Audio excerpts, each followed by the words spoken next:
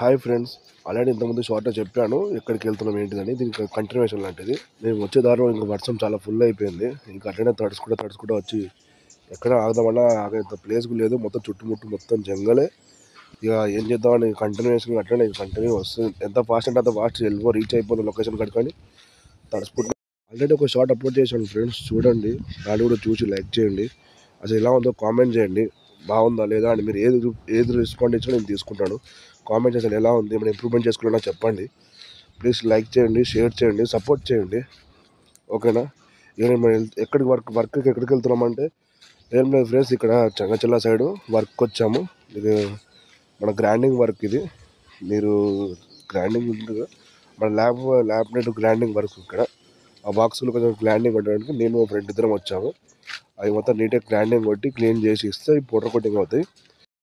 అంతే ఫ్రెండ్స్, ఏమైనా బాగాలేకుండా చెప్పండి ప్లీజ్.